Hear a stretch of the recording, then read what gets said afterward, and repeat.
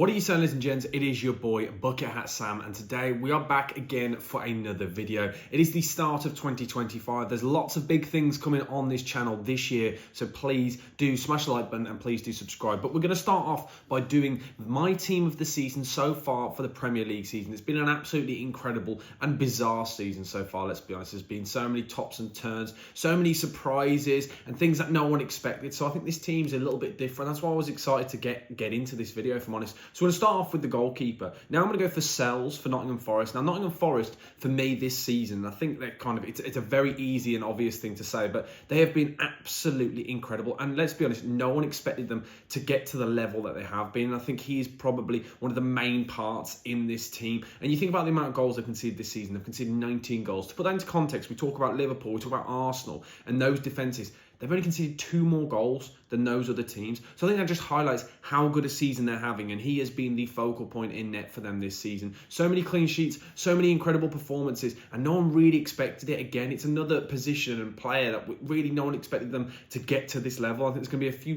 players like that in this team. But Nottingham Forest, for me, I've got to give them their flowers and their credit. Because it's very easy to pick just your Arsenals and your Liverpools and your Chelseas and then Newcastle and other teams like that are in the top, but you've got to go for Nottingham Forest. We've got to give them some praise. So we're going to start off, yes, with Sells in goal. Then we're going on to the back four. Right back, we're going for Trent Alexander-Arnold. Now, for me, straight away with Trent again, I feel like this Trent Alexander-Arnold is the best Trent Alexander-Arnold we've ever seen. And I know we spoke about how great he was under Klopp and what kind of role would he play in this team? Would he be playing more centrally? But we've seen it so many times this season. He's been playing multiple different roles, whether he's bombing on forward, whether he's kind of even sitting back and defending a lot more than we've ever seen. He's drifting into the middle, playing in the middle and things, kind of loads of different roles and different systems, which is what I like. It's been very exciting to see, and it's expected that he will be joining Real Madrid at the end of the season, and I can understand why. He's the best right back on the planet for me, and I don't even think it's a question about that. So yeah, he's been absolutely incredible so far, and Liverpool have been an absolute joke. I don't think anyone expected them to be just as good as they are under Arne Slot. So now onto my centre-backs. Now, the centre-backs for me is where there are a lot of players can discuss.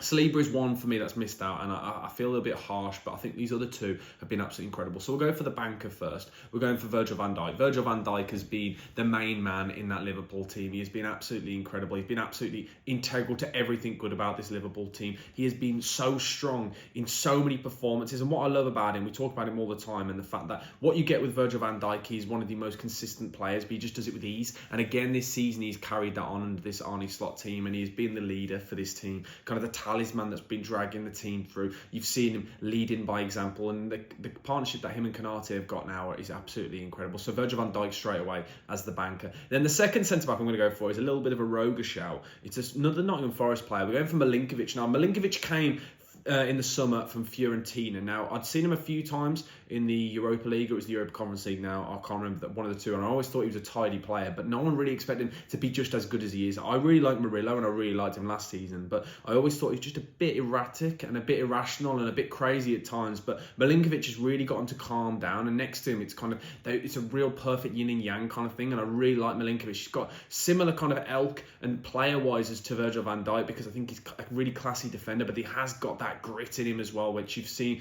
in a few occasions where he really does like to battle with his men. So yeah, I'm going to go for Milinkovic. It's kind of more of an outsider shout, but I want him in there because I feel like, as I said, we need to give Nottingham Forest as much credit as we can in this video. Then onto the left-back situation. Now, for my left-back decision, I've gone for Anthony Robertson. Now, another player for me that has really stepped up yet again. I spoke about him last season. I had him in my team of the season for the entire Premier League last season, but I think he's carried on that form this year, and we've seen he's got more assists than any other fullback in the Premier League, any defender, bearing in mind. That's 7 assists this season in the Premier League. He is an absolute joke, and what I really look at him, and I just keep thinking it all the time whenever I watch him play, this guy is the perfect replacement for Andy Robertson at Liverpool. He is absolutely everything that Liverpool need. I think, and I don't mean to be moving him on or anything like that, but he's an absolute joke of a footballer. He can defend really well, he can attack really well, and it's really great to see him playing just as well as he is. I really like him as a footballer, yeah, but I just see him at a bigger club. And as well, Fulham is another team, by the way, that we do need to give some credit to this season.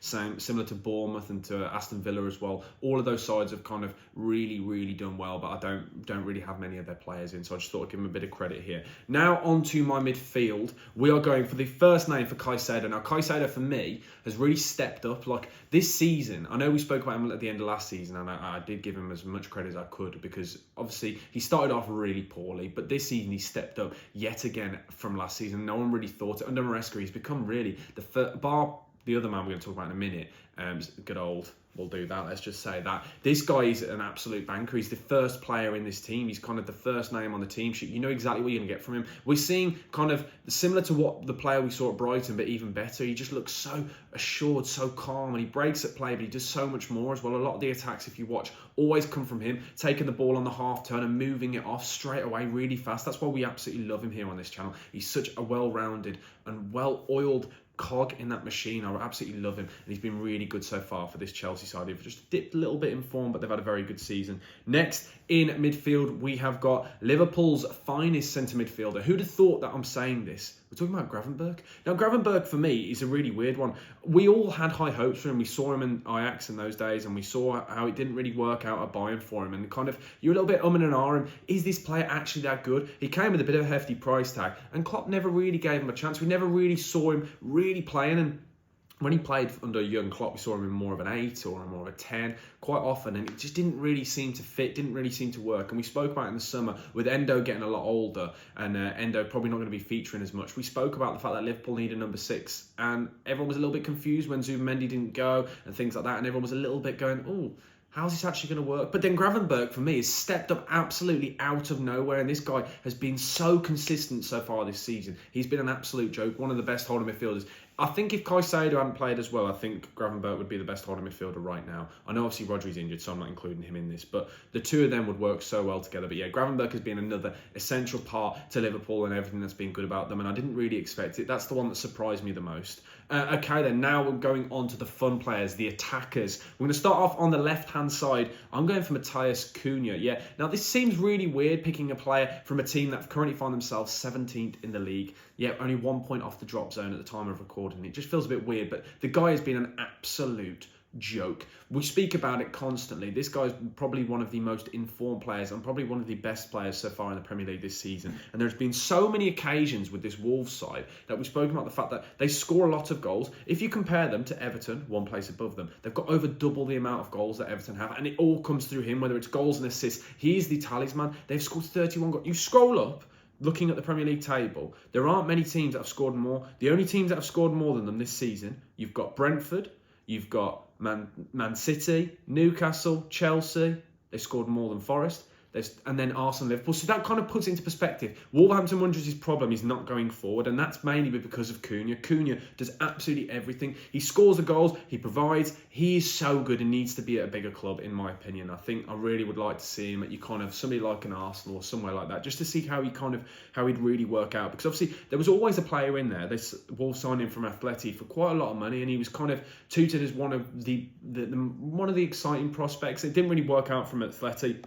In the first couple of seasons at the Wolves, we didn't really get to see the best of him, but now he's kind of playing on that left-hand side or as a second striker, kind of a bit more of a freer role where he's not the main man up top on his own. He's absolutely flourishing, so he's got to go in there. He's been absolutely incredible so far this season. Then into the number 10 position, it's obviously Cole Palmer. Cole Palmer, again, has carried on that form from last season. We said, can he do it? Of course he can. He's an absolute joke. I think he kind of just speaks for himself. We talk about the amount of goal contributions he's got this season. Him and Salah are in a world of their own in the Premier League. The two of them are an absolute joke. And he's been, again, a massive part as to the reason why Chelsea are doing so well. And what I really like about him under Maresca and the difference to him under Pochettino, he's kind of been given a complete free role. So what you see when you watch Cole Palmer playing in this 10 under Maresca side, he kind of drifts out wide and kind of plays as an extra man in between the full-back and the centre-back at times. So whether he's going out wide to join in with Madueke, and they kind of overload on the full-backs and things, and he just causes problems, and that's why I really like him. And I think about so many games this season where he's just been the main man and everything's come through him. Specifically that Tottenham Hotspur game when Chelsea absolutely battered them. He was absolutely incredible in that.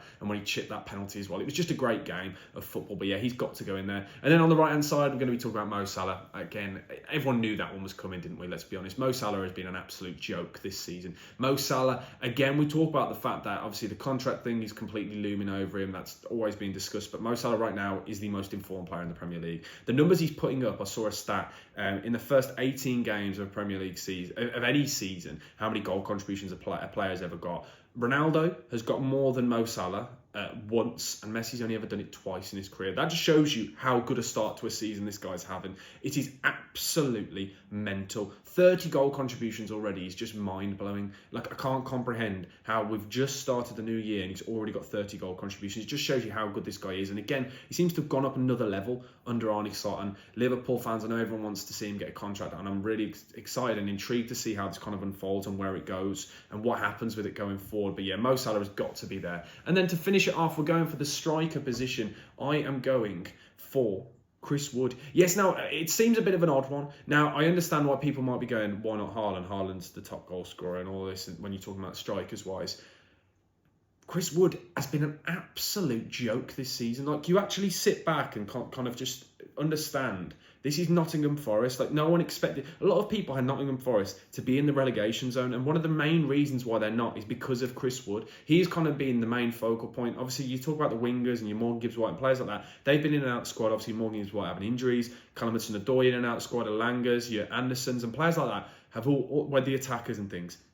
Have all been in and out of the squad. The main man has been Chris Wood. He's been the consistent in that, and he's consistently provided and scored. He's been an absolute joke for me this season, so he had to go in there as my striker. But yeah, that is my team. Thank you guys for watching. Please do smash the like button. Please do subscribe. And I've also gone for Arne Slot as the manager. It's a no-brainer. As much as I want to give it Nuno, I didn't expect Liverpool to be just as good as they are. So I'll quickly run through my team again for you. In goal, we've got Sells, a back four, Trent Alexander-Arnold, Milenkovic, and Virgil van Dijk. I nearly got his name wrong there for some reason. Anthony Robertson at left back. A midfield two of Caicedo and Gravenberch. Then on the left, Matthias Cunha. On the right, Mohamed Salah. In the 10, Cole Palmer. And up top, Chris Wood. Please let me know your thoughts down below in the comment section. As I said, there's going to be lots more content coming this year. In 2025, I'm going to be trying uploading pretty much daily. We're obviously doing 3 shorts a day as well. Go check those out if you haven't already. Lots more long form videos. And I want you guys to help me, give me ideas. So constantly comment ideas and videos you want to see going forward this year. But thank you guys for watching.